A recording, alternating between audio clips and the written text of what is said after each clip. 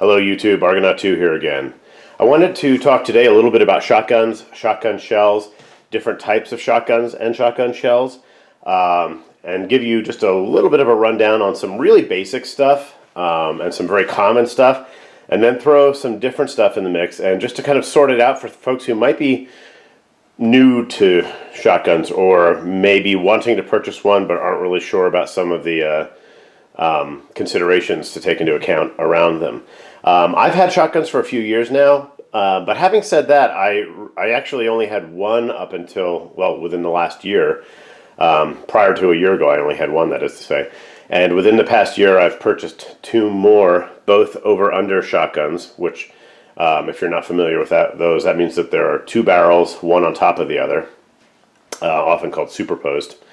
And so I have one of those each in 12 gauge and 20 gauge. And I really like them quite a bit, but I would still consider myself quite new to this. There are many, very new really, there are many people who have been doing various shotgun activities and sports for many years, even decades. But I certainly enjoy it, and I'm learning a great deal, and have learned a lot already.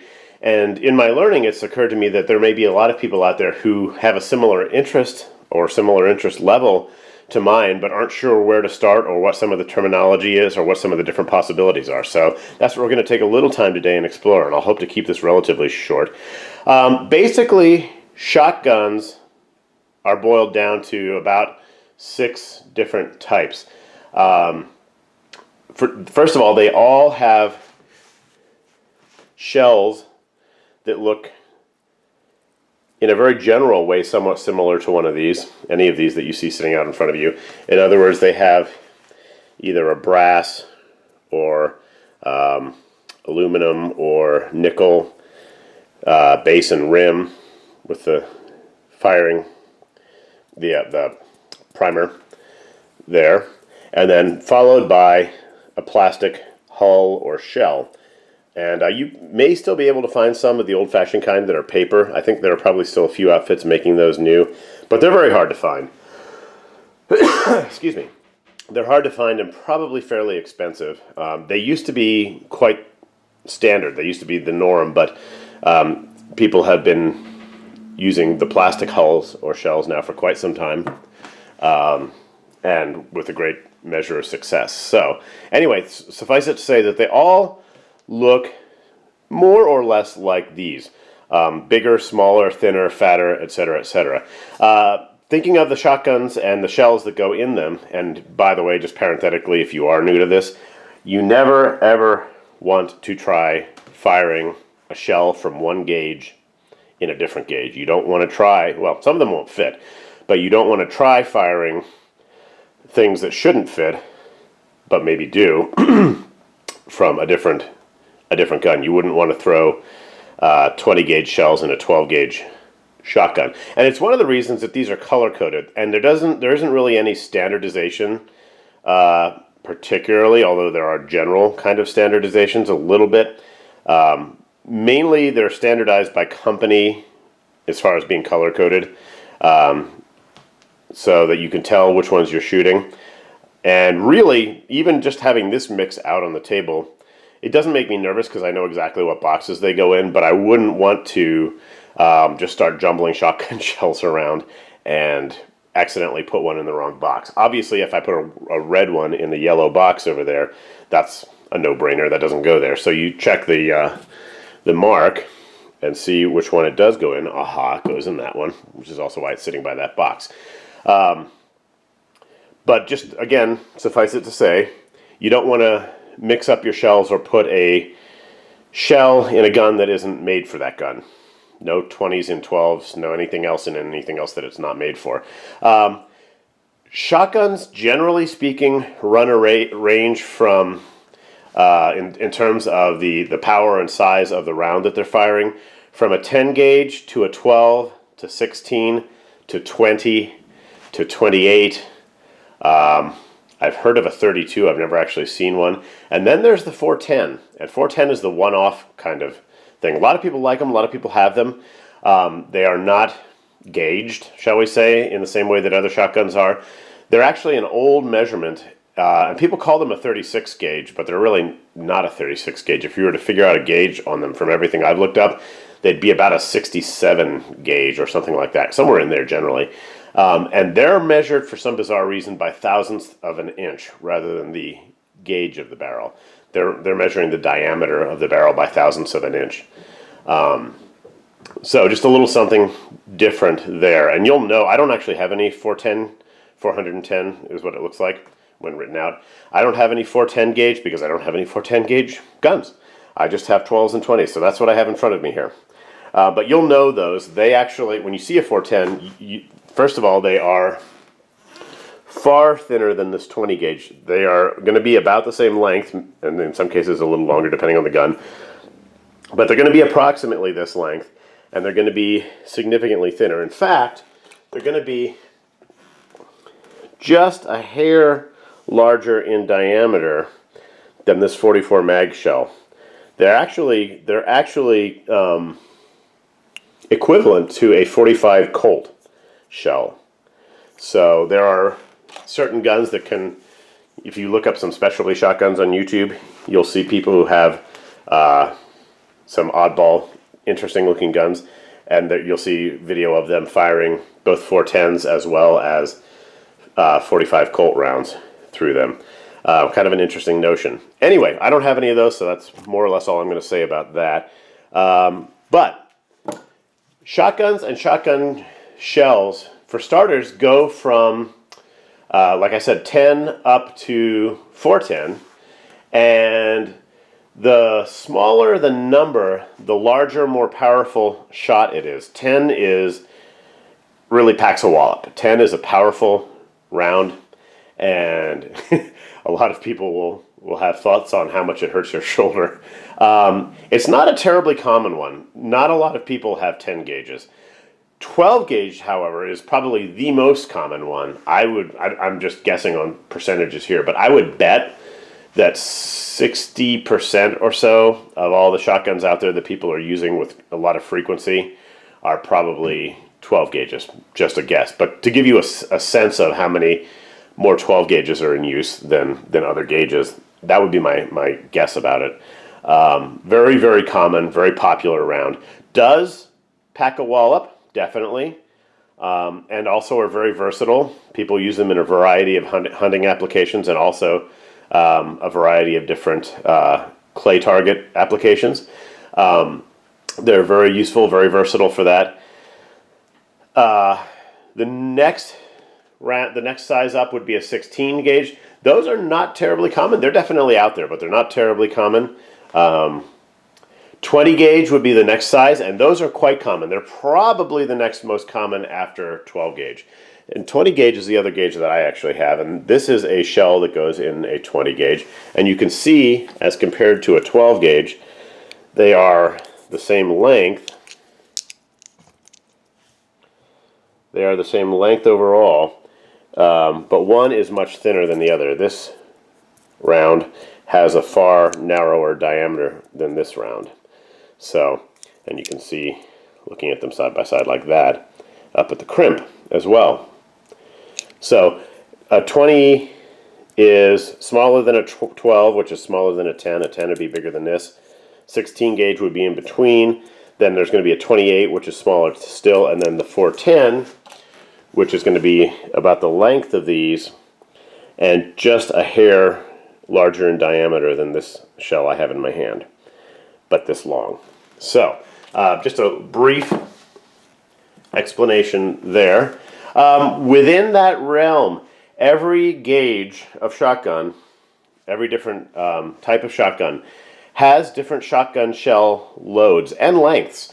The most common lengths are these 2 3/4 inch lengths. And when they're talking about the 2 3/4 inches, they're not talking about the length of the shell out of the box. You will see that these shells out of a box are actually about 2 1/4, 2 3/8, somewhere in there. Any of these that I have. I mean, there are longer shells. There are 3-inch shells. But they say on the box that they're 2 3/4.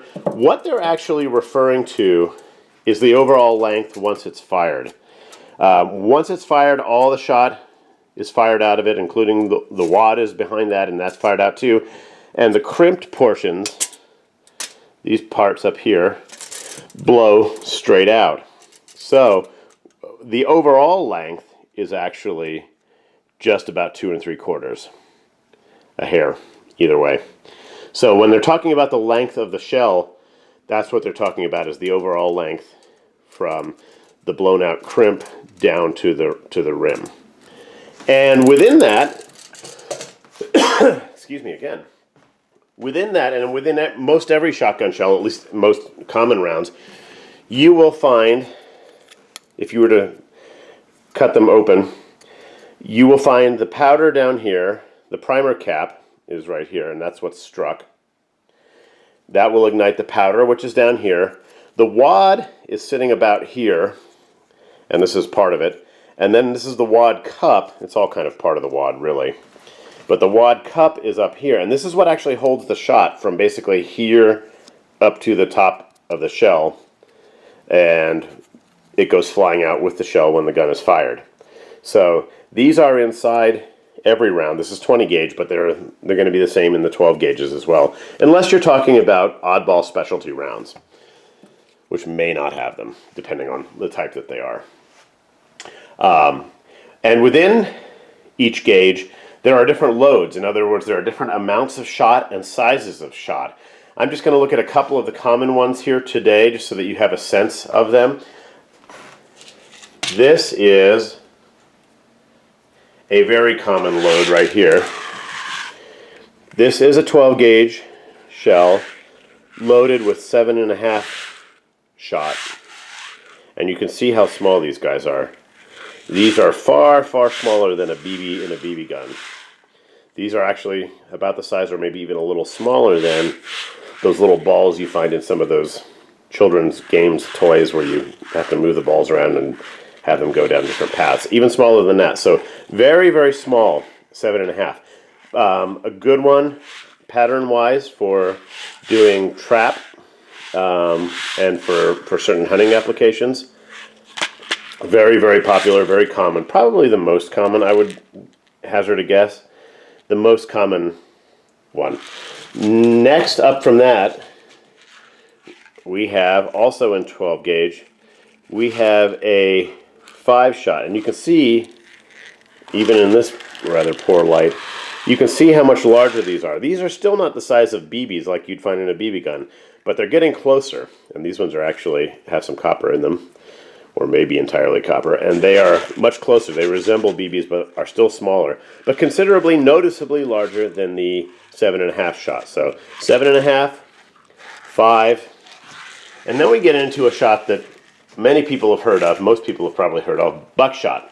This is 00 buck, 00 buck, and you can see how huge these are in comparison. They're still a small round in a general way, but they're huge in comparison to the other rounds that are out there. And there are obviously not as many, because simply not as many will fit in there. And because they're so big, they would create spaces and gaps. So they put a silicate in there to fill in spaces and gaps with these guys. All of these rounds would do an incredible amount of damage to whatever you're shooting at. These would do just colossal damage. I've actually heard of people hunting some medium-sized game with these. They're just a very, very powerful, deadly round with more limited applications. 00 buck, buckshot. That's what people are talking about when they talk about buckshot. Heavy-duty round. So, just to recap on those, 7.5, extremely common. And these are all in 12 gauges, by the way. But it would be the same principle whether we were talking 20 gauge or another gauge. 7.5, 5, bigger still, and then 00 buck. And like shotguns themselves, the shots also go in reverse order of size. The lower the number, 0, the bigger the shot. 0, very, very big. 5, pretty decent size. Oops. Pretty decent size. 7.5, much smaller. There are plenty of people who shoot 8 shots, and those are smaller still than those. So just something to kind of give you some perspective on that. And then beyond the things that people commonly shoot, very commonly shoot, and actually some of these will even be somewhat common, there are a whole bunch of specialty loads. Or more specialized loads. I guess we'll start in the kind of less specialized. These are some of the least specialized, most common. There are rounds such as this one. This is again another 12 gauge. This has a sabot slug in it, which essentially means that you're shooting a lead shot round, not pellets, not BBs, out of this. In other words, almost in a bullet sort of configuration. Some of these, I don't think these ones in particular are, but some of these are even rifled on the sides of them because the majority of shotguns do not have rifling inside the barrels. That's what just makes them distinct and distinguished from rifles. Rifles have rifling in the barrels. Shotguns do not. So some slugs actually have rifling on them to create spin on the slug as it's going down the barrel. I don't know if these ones do or not. I'm eager to get out and try a variety of these. Including these, and just show you guys some targets and what these have done to the targets. People do use these for hunting. My information is that you can go out to maybe 100, possibly 200 yards. I don't know if I'd be comfortable trying that, but you can go out reasonably kind of mid-range for hunting purposes with a slug like these guys. So a fairly common but somewhat more specialized round. I just picked these ones up on a lark. These are a zinc shell, and actually they have a reasonably common round inside them. You can't really see here, but there's a little plug in there that's holding the shot in. These are an 8 shot, so just slightly smaller than these guys. This is otherwise a fairly normal shell with 8 shot in it, cup, powder, primer, except that it's a metal zinc round, which is a little different. And I wouldn't put this in a really nice gun, to be honest. I haven't shot them yet. I wouldn't put them, certainly not in a semi-automatic, because it could really muck things up trying to eject these guys. Honestly, I don't even think I would want to put this in my over-under. I will put this in a pump action and show you guys what it does, because I'm less worried about damage there. And if there was any, it would be significantly less to replace or fix in an inexpensive Remington 870 than it would be in the other ones. But just to show you another different, interesting sort of round, that would be this one. I also intend to show you guys what a double-aught buck does in comparison to the rest of these, so that'll be kind of fun. And I don't have on the table right now, but I have done other videos about it, and will still intend to get out there and try if I can get a good amount of time out at the range around dusk. I have those Fiocchi chemical tracer rounds, which I believe may be out of production now. That was the purpose of one of my earlier videos, to put the word out that if you are interested in those and if you see them around, you might want to grab them because they may very well be out of production. One of the links I found recently doing a little research said that they were, suggested that they were, and I didn't find anything else to refute that, and I haven't seen any more updates or current information that they're in production or back in production. So they may be on their way out, they may already be on the out, but I want to fire, I have 2 boxes of those. I'll probably only fire 1, but I want to show you those as well. Those are an interesting round because they will send a tracer downrange, and you can see exactly where your shot is going.